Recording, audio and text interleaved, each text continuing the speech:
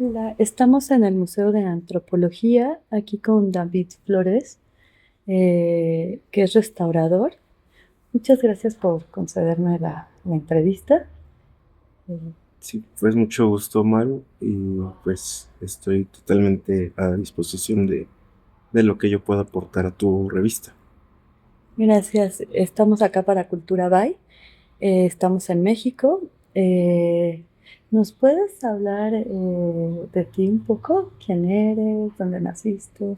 Bueno, yo soy David Alberto Flores Rosas, soy mexicano, nací aquí en la Ciudad de México. Estudié restauración de bienes muebles en la Escuela de Conservación y Restauración de Occidente en Guadalajara, y pues me he desempeñado profesionalmente como restaurador de bienes muebles, principalmente pues pintura, cerámica arqueológica y escultura, papel y documentos antiguos también. Qué genial. Oye, me contabas que tienes una tesis muy interesante. ¿Nos puedes contar un poco?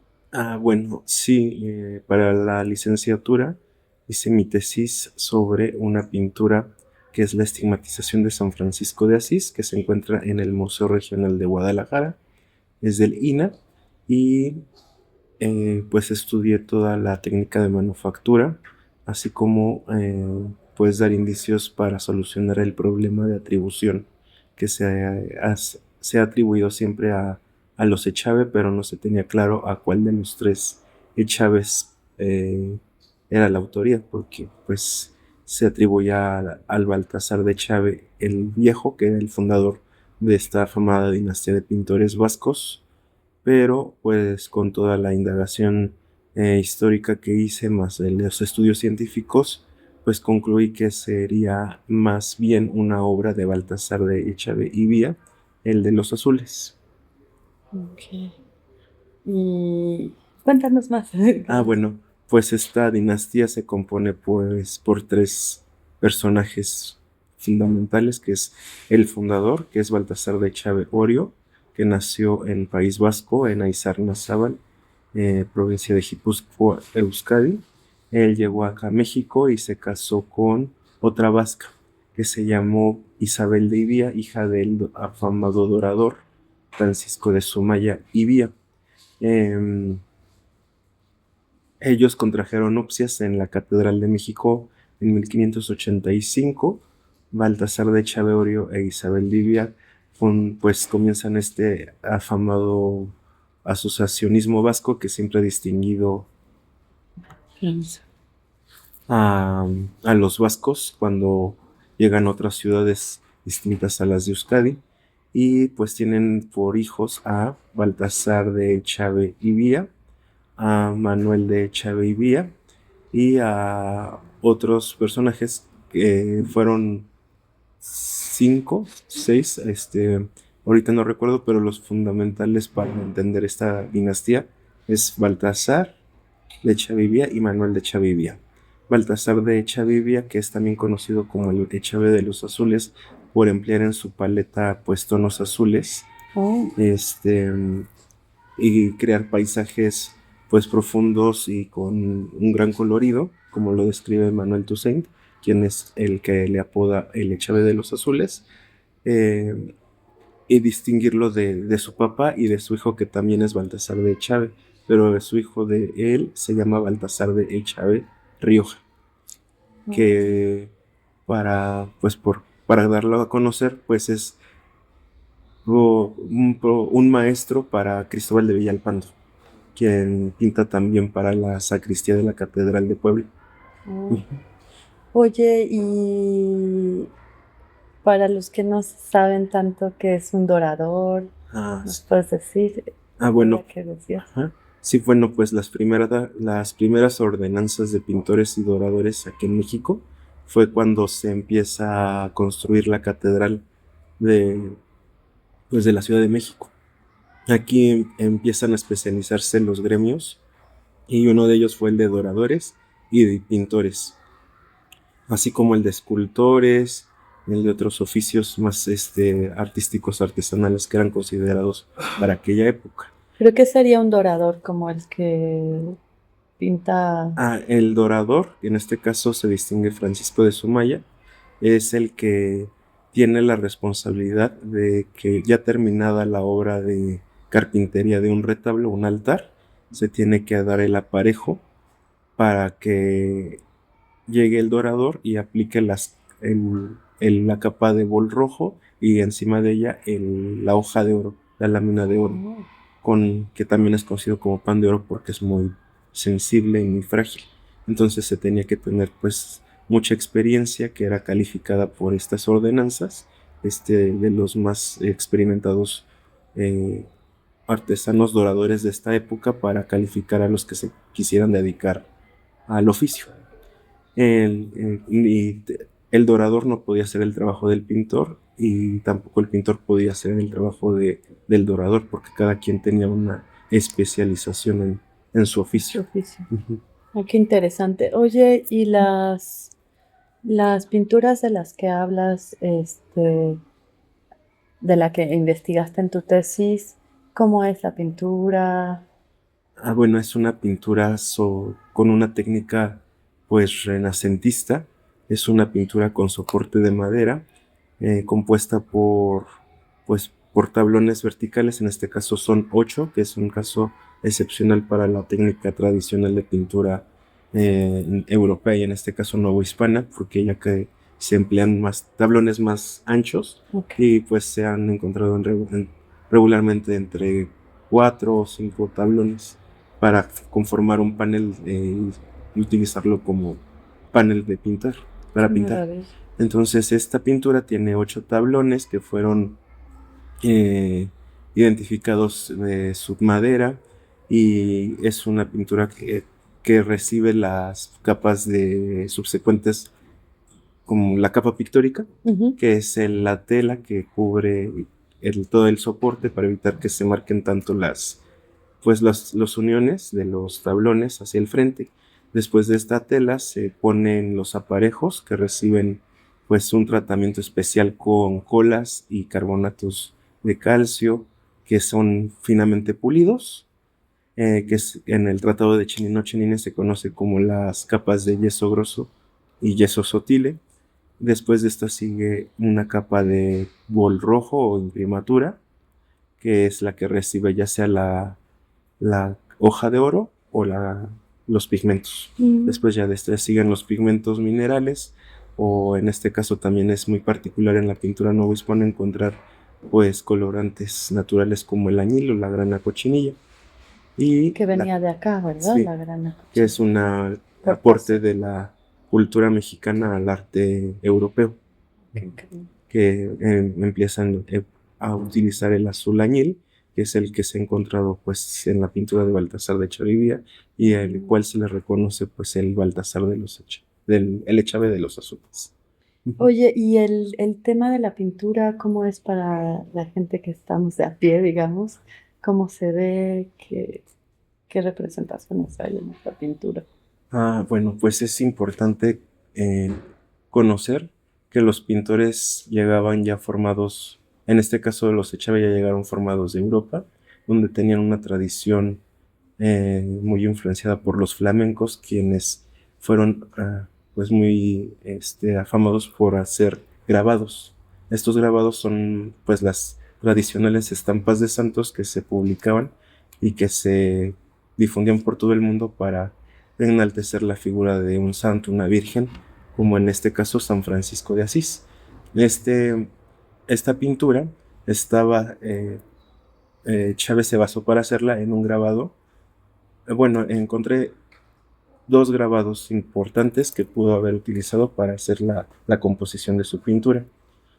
Entonces, este grabado es uno de Martín de Bos, que es flamenco, y el otro es de Camillo Procaccini, que es romano, italiano. Okay. Entonces, estos grabados se difundían y los pintores, para empezar a hacer la composición de su obra de arte, tomaban estos grabados y en el caso particular de Chávez no los copió tal cual, sino que tomó algunas partes de los dos e hizo una composición propia, netamente novohispana.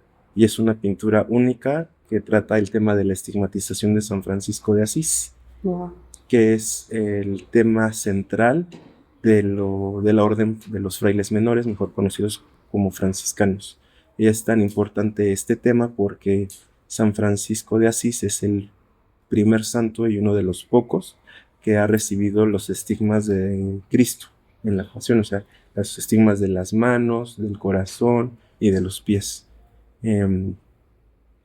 Y por eso es tan relevante el tema de la estigmatización para los franciscanos, porque en este caso es el San Francisco de Asís quien se le ha comparado como el otro Cristo, o en latín sería como el alter Christus, y, y da la veracidad de que sucedió la pasión de Cristo y que él no murió, sino que resucitó, y que Francisco de Asís, por seguir sus pasos, retoma pues lo que es la filosofía del amor, que es lo que trata de pues componer lo mal que está el mundo, ¿no? Entonces, este ya es un tema iconológico con gran carga teológica que pues los Chávez tuvieron que haber estudiado mucho para lograr la calidad en la representación iconológica del Santo de Asís.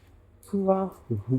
Y me dices que tú fuiste a España un rato a investigar a los archivos. ¿Nos cuentas un poco de Bueno, eso? pues sí es muy interesante pues saber por qué pues los Echave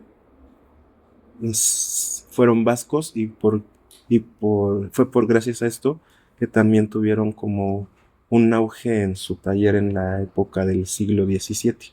Fue uno de los más importantes talleres de pintura aquí en México. Y esto se debe a que pues ellos eran vascos y los vascos tuvieron relativamente el poderío del comercio de entre España y México, y posteriormente México y el Oriente, ¿no? Con Filipinas y China, Japón. Yo tuve la oportunidad de ir a donde pues nació Baltasar de Chávez en Guipúzcoa, en Euskadi, en toda esta parte de la costa vasca. Pues tuve la oportunidad de revisar archivos y entender de dónde provenía, cómo era el contexto del cual él provino, y trató de, incluso Baltasar de Chavivia trata de representar esos paisajes vascos en sus pinturas, y uno de ellos es el de la estigmatización de San Francisco de Asís, donde incluye un caserío vasco como el de donde nació su papá en esta pintura. En este caso representando pues un tanto la Porciúncula, que es una iglesia muy importante para los franciscanos porque es donde San Francisco de Asís recibe pues el llamado a seguir a Cristo. Pero en este caso el Chave hizo esa Porciúncula como un tradicional caserío vasco, que es entre pues estas cumbres tan empinadas, tan borrascosas, llenos de vegetación boscosa, como es el tradicional paisaje vasco. Oh, qué genial. ¿Y a qué archivos fuiste? Bueno, consulté el archivo histórico de Euskadi, de Guipúzcoa, perdón, y en México pues estuve consultando el Archivo General de la Nación, el Archivo General de Notarías, el Archivo Histórico Franciscano de la Provincia del Santo Evangelio, y, y estos son los archivos que consulté y que me llevó bastante tiempo investigar para obtener pues la teoría que hasta este momento puedo comentarles sobre el taller de pintura de los Echavi. Oh, qué genial. Y bueno, pues es importante mencionar también que parte de la obra de los Echavi pues se ha ido pues desmembrando de sus lugares de origen para el que fueron creados, por todo pues la historia que ha suscitado en México con la desamortización de los bienes de la iglesia, con la creación de nuevos museos. Entonces todo esto tiene que ver para empezar a hacer una mejor catalogación de sus obras, para saber cuál es el patrimonio de los vascos que hay en México aún, en especial de los Echave.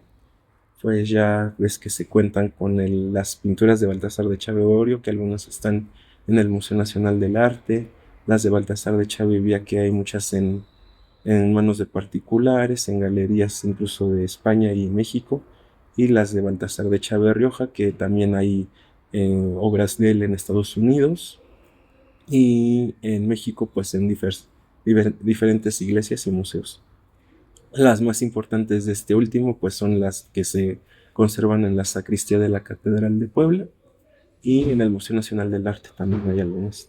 Okay. Me decías que Guadalajara y Querétaro. Bueno, pues estas obras, la de la estigmatización de San Francisco, se hizo aquí en México. Después, cuando llega José Bernardo Couto, que en el siglo XIX, por orden del general López de Santana, hace un museo en las galerías de la antigua Academia de San Carlos con esta teoría de hacer museos a la usanza de la Europa del siglo XIX.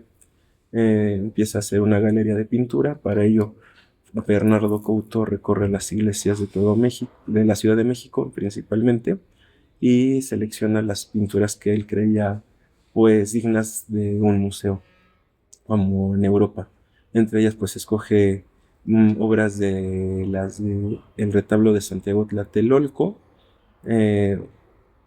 de los diferentes conventos franciscanos que había aquí en México, y los lleva a esta galería de la Academia de San Carlos, donde están hasta finales del siglo XIX, cuando se decide cerrar este museo por diferentes intereses. Ya él pues no interesa tanto la historia colonial, sino que se empieza a dar más importancia a la historia de la independencia.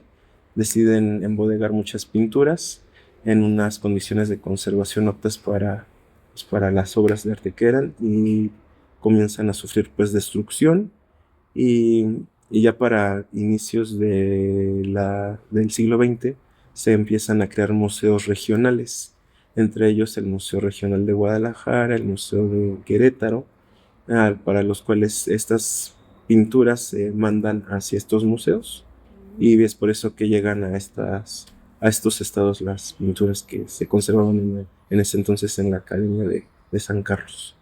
Y desde entonces es patrimonio de México también, ¿no? Sí. Entonces, como las raíces mexicanas y españolas se mezclan, ¿no? Sí. Entonces, como y es interesante saber que también muchas de estas pinturas que se conservaban en la academia fueron vendidas para solventar la construcción de la columna de la Independencia. Wow. Ajá, porque el arquitecto encargado, el que hizo el Ángel de la Independencia, pues se había pasado el presupuesto, y entonces una de sus soluciones en el gobierno fue papá de Antonieta Rivas Mercado. Su papá, Rivas Mercado. Rivas Mercado. Pero, perdón, me decías. Sí, pues Rivas Mercado era el arquitecto, gracias, que pues se pasó del presupuesto. Muchas obras se vendieron como para solventar el pago de terminar la columna de la Independencia. Y pues es un dato que encontré entre toda mi investigación. Qué interesante. ¿Cuánto tiempo te llevó a hacer toda esta investigación? 5 años. Wow. Sí, también pues tuve el apoyo de la investigadora de la Dirección de Antropología Física, la doctora Josefina Bautista Martínez, que me ayudó a hacer el estudio radiográfico de esta pintura en Guadalajara. Wow. La Escuela de Conservación había adquirido en ese entonces un equipo radiológico digital, que fue gracias a esto que se pudo trasladar el equipo al museo y hacer los rayos X en la pintura sin necesidad de sacar la pintura de su sala de exhibición. Y dañarla. Wow. Entonces fue todo un reto que logró solucionarse gracias pues a la tecnología actual, al apoyo de los investigadores de la ECRO donde estudié.